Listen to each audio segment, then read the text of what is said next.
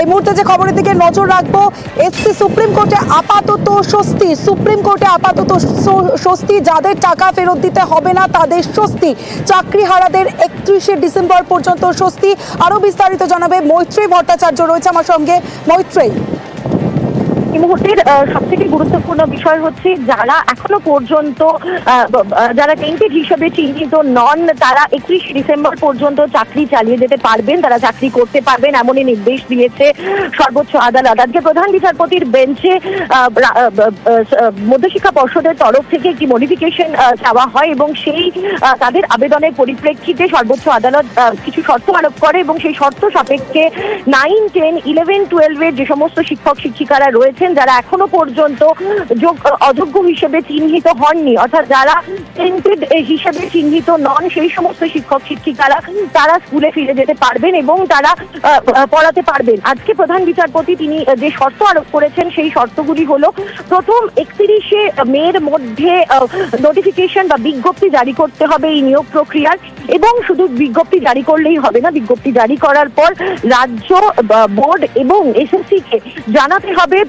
Affidavit দিয়ে সর্বোচ্চ আদালতে যে তারা বিজ্ঞপ্তি জারি করেছেন, এবং একই সঙ্গে বিজ্ঞপ্তির কপিও জমা দিতে হবে সর্বোচ্চ আদালতে। এবং গোটা নিয়োগ প্রক্রিয়া, অর্থাৎ সর্বোচ্চ আদালত যে ফ্রেশ রিক্রুটমেন্টের কথা বলেছে সেই ফ্রেশ রিক্রুটমেন্ট 31শে ডিসেম্বরের মধ্যে শেষ করতে হবে, গোটা প্রক্রিয়া শেষ করতে হবে।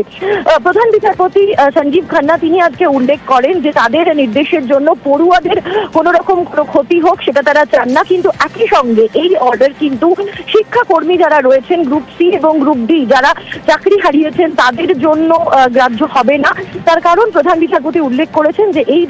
এই ক্ষেত্রে টেন্টেডদের সংখ্যা যথেষ্টই বেশি ছিল এবং সেই কারণে গ্রুপ সি এবং গ্রুপ ডি দের ক্ষেত্রে এই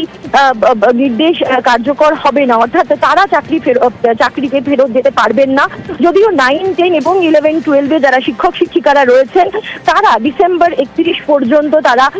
তাদের যে শিক্ষাস্থল বা যে স্কুলে তারা পড়ান সেখানে তারা ফিরে যেতে পারবেন এবং পড়ুয়াদের তারা পড়াতে পারবেন, এবং প্রোভাইডেড রাজ্য এই শর্তগুলো মেনে নেয়। একই সঙ্গে কিন্তু প্রধান বিচারপতি আজকে স্পষ্ট করে দিয়েছেন আরো একটি বিষয়, তিনি বলেছেন যে যারা এই স্কুলে ফেরত যেতে পারলেন তারা এই স্কুলে ফেরত যেতে পারলেও তারা কোনোভাবেই বাড়তি সুবিধা পাবেন না এই নিয়োগ প্রক্রিয়া যে ফ্রেশ রিক্রুটমেন্ট হবে সেই ফ্রেশ রিক্রুটমেন্টে। তমশ্রী, মৈত্রী, আরো একবার জানতে চাইবো যে তুমি যেমনটা জানাচ্ছিলে চাকরিহারাদের 31শে ডিসেম্বর পর্যন্ত স্বস্তি, বিজ্ঞপ্তি জারির নির্দেশ দিয়েছেন প্রধান বিচারপতি, কিন্তু আরো একটা বিষয় জানতে চাইবো যে চাকরিহারা অযোগ্যদের ক্ষেত্রে ঠিক কি নির্দেশ? দেখো, চাকরিহারা অযোগ্যদের ক্ষেত্রে কিন্তু কোনো আলাদা করে কোনো নির্দেশ দেওয়া হয়নি, অর্থাৎ সর্বোচ্চ আদালতের ক্ষেত্রে যে পুরনো যে নির্দেশ ছিল সেই নির্দেশই কিন্তু বহাল থাকছে, কারণ যে মডিফিকেশনের আবেদন করা হয়েছিল মধ্যশিক্ষা পর্ষদের তরফ থেকে সেই মডিফিকেশনে কিন্তু অযোগ্যদের কথা উল্লেখ করা হয়নি, সেখানে যোগ্যদের কথা উল্লেখ করা হয়েছিল এবং পড়ুয়াদের স্বার্থের কথা উল্লেখ করা হয়েছিল, এবং যে একাডেমিক ইয়ার চলছে এবং সেক্ষেত্রে দাঁড়িয়ে যে শিক্ষা ব্যবস্থা ভেঙে পড়বে, পড়ুয়াদের ব্যাপক সমস্যা হবে সেই কথা উল্লেখ করে গত 7 তারিখে আবেদন করা হয়েছিল। ফলে সেই জায়গায় দাঁড়িয়েই যোগ্য যারা এখনো পর্যন্ত যারা যোগ্য হিসেবে চিহ্নিত রয়েছেন বা যারা আনটেন্টেড হিসেবে যারা এখনো পর্যন্ত চিহ্নিত নন, সেই সমস্ত ক্লাস 9, 10, 11, 12 এর যারা শিক্ষক শিক্ষিকারা রয়েছেন তারা স্কুলে ফেরত যেতে পারবেন এবং তারা তাদের শিক্ষকতা তারা চালিয়ে যেতে পারবেন সেই নির্দেশই দিয়েছেন, এবং সেই তারা চালিয়ে যেতে পারবেন 31শে ডিসেম্বর পর্যন্ত। এবং এই একাডেমিক ইয়ারের পড়ুয়াদের কথা মাথায় রেখেই এই সিদ্ধান্ত নেওয়ার কথা কিন্তু আজকে প্রধান বিচারপতি সঞ্জীব খান্না তিনি উল্লেখ করেছেন। তমশ্রী, মৈত্রী, তার মানে 31শে মের ডিসেম্বর পর্যন্ত স্বস্তি, 31শে মের মধ্যে বিজ্ঞপ্তি জারির নির্দেশ, তার মানে নতুন নিয়োগের সময়সীমা বাড়লো ডিসেম্বর পর্যন্ত। দেখো, রাজ্যের তরফ আজকে তখন প্রধান বিচারপতির তরফ থেকে জিজ্ঞেস করা হয়েছিল যে কতদিনের মধ্যে বিজ্ঞপ্তি জারি করবেন, তখন রাজ্যের আইনজীবী এবং একই সঙ্গে বোর্ডের তরফ থেকে তারা উল্লেখ করেন যে তারা অল্প কিছু দিনের মধ্যেই 3-4 মাসের মধ্যেই তারা গোটা বিজ্ঞপ্তি তারা জারি করে দেবেন, এবং কতদিনের মধ্যে নিয়োগ প্রক্রিয়া শেষ হবে সেক্ষেত্রে দাঁড়িয়ে এসএসসির তরফ থেকে কপিল সিবাল তিনি উল্লেখ করেন যে 31শে ডিসেম্বরের মধ্যে তারা গোটা প্রক্রিয়া শেষ করতে পারবেন, এবং তারপরে কিন্তু সময়সীমা বেঁধে দেন প্রধান বিচারপতি সঞ্জীব খান্না, এবং তিনি যেখানে উল্লেখ করেন যে তিনি উল্লেখ করে দেন যে 31শে মের মধ্যে এই আবেদন বিজ্ঞপ্তি জারি করতে হবে, অর্থাৎ এই যে ফ্রেশ রিক্রুটমেন্টের কথা বলা হয়েছে সেই ফ্রেশ রিক্রুটমেন্টের জন্য যে বিজ্ঞপ্তি দেওয়া দরকার সেই বিজ্ঞপ্তি জারি করে দিতে হবে এবং একই সঙ্গে ফ্রেশ রিক্রুটমেন্ট হয়ে যাওয়ার পর কিন্তু যখন ফ্রেশ রিক্রুটমেন্টের যে বিজ্ঞপ্তি জারি হবে এবং তারপর রিক্রুটমেন্ট প্রক্রিয়াটা একেবারে শেষ করতে হবে, ফ্রেশ রিক্রুটমেন্ট প্রসেসটা কিন্তু শেষ করতে হবে 31শে ডিসেম্বরের মধ্যে, সেই নির্দেশে কিন্তু আজকে প্রধান বিচারপতি দিয়েছেন। ফলে এই দুটি শর্ত কিন্তু অত্যন্ত গুরুত্ব সহকারে মানতে হবে এবং শুধু শর্ত যে প্রথম পর্যায়ে রয়েছে অর্থাৎ 31শে মের মধ্যে যে 31শে মের মধ্যে যে বিজ্ঞপ্তি জারি করতে হবে এবং শুধু বিজ্ঞপ্তি জারি করলেই হবে না, তিন পক্ষ অর্থাৎ রাজ্য, সিভিল সার্ভিস কমিশন এবং মধ্যশিক্ষা পর্ষদ এই তিন পক্ষের তরফ থেকে কিন্তু তাদেরকে এফিডেভিট দিয়ে রাজ্যকে জানাতে হবে যে সঙ্গে চাকরিহারা শিক্ষকরা কি বলছেন শুনবো। পড়ার মানসিকতা নিয়ে আমি ছিলাম, সেই অবস্থা সেই দিনটা আমার কাছে আর ফিরে আসবে না, সেই সময়টা আমার কাছে ফিরে আসবে না। সুতরাং কোনোভাবেই কোনো শান্তিদায়ক কিছু আমি দিতে পারছি না, আমার মনের মধ্যে আমার মনকে আমি দিতে পারছি না। কিভাবে? শুধু তাই নয়, সুপ্রিম কোর্টও বলে দিলেন যে এই যে সুপ্রিম কোর্টের নির্দেশিকা বা পর্যবেক্ষণ সেগুলো শুধুমাত্র যোগ্য যারা তাদের ক্ষেত্রে। আপনারা রাস্তায় বসে রয়েছেন এতগুলো দিন, আপনারা যোগ্য, এটা বারবার প্রমাণ করার চেষ্টা করছেন, সেই মান্যতাটাও কোথাও গিয়ে সুপ্রিম কোর্ট দিচ্ছেন, এটাও তো আপনাদের একটা নৈতিক জয় বলেই ধরা যায়। নৈতিক জয় সেই দিনই হবে যেদিন আমি আমার পদে বেতনে আমি সম্পূর্ণভাবে বহাল থাকতে পারবো, একদম আপ টু রিটায়ারমেন্ট পর্যন্ত, সেই দিনই আমার জয় হবে।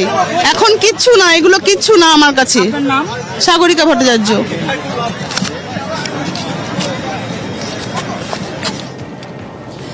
এই মুহূর্তে আমাদের সঙ্গে মূল মামলাকারীর আইনজীবী গোপা বিশ্বাস আমাদের সঙ্গে রয়েছেন।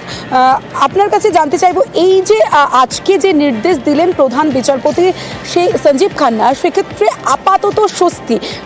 যোগ্যদের জন্য যে বলা হলো বিজ্ঞপ্তি জারির নির্দেশ দেওয়া হলো, অন্যদিকে চাকরিহারা অযোগ্যদের ক্ষেত্রে হস্তক্ষেপ করলো না আদালত, পুরো বিষয়টা আপনার কাছে জানতে চাইবো। হ্যাঁ, একদমই। আজকে যে অ্যাপ্লিকেশনটা বোর্ড করেছিল সেখানে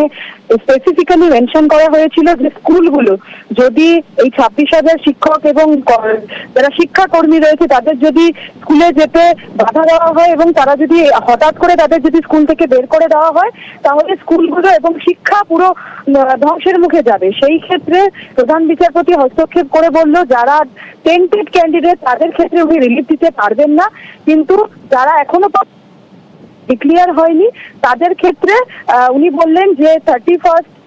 মে 2025 পর্যন্ত আপাতত ইন্টারিম স্টেজে উনি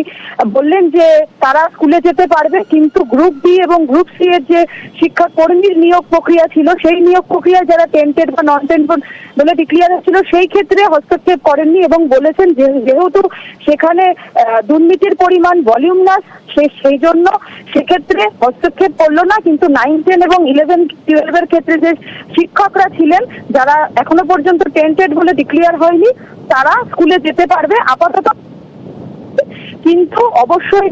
প্রধান বিচারপতি স্পেসিফিক্যালি বলেছে যে 31 মে 2025 এর মধ্যে অবশ্যই তাদেরকে ফেস সিলেকশন প্রসেসের যে নোটিশটি সেটি অবশ্যই পাবলিশ করতে হবে এবং যদি সে নোটিশটি পাবলিশ করতে ফেল করে তাহলে তাদের ওপর কস্ট ইম্পোজ করতে বাধ্য হবে। এবং আরেকটি নির্দেশ দিয়েছে যে এই সিলেকশন প্রসেস অতি দ্রুততার সঙ্গে কমপ্লিট করতে হবে এবং সেই রিগার্ডিং একটি হলফনামা 31 মে 2025 এর মধ্যে জমা করবে এবং সেখানে এনশিওর করবে, এই এফিডেভিটে তারা লিখে দেবে যে তারা ওই ডিসেম্বর 2025 এর মধ্যে ওই সিলেকশন প্রসেস কমপ্লিট করবে। বেশ, অনেক ধন্যবাদ আপনাকে। সুপ্রিম কোর্টে আপাতত স্বস্তি, যাদের টাকা ফেরত দিতে হবে না তাদের স্বস্তি, চাকরিহারাদের 31শে ডিসেম্বর পর্যন্ত স্বস্তি, 31শে মের মধ্যে বিজ্ঞপ্তি জারির নির্দেশ প্রধান বিচারপতির, 31শে ডিসেম্বরের মধ্যে নিয়োগ প্রক্রিয়া শেষের নির্দেশ, চাকরিহারা সীমা বাড়ল ডিসেম্বর পর্যন্ত।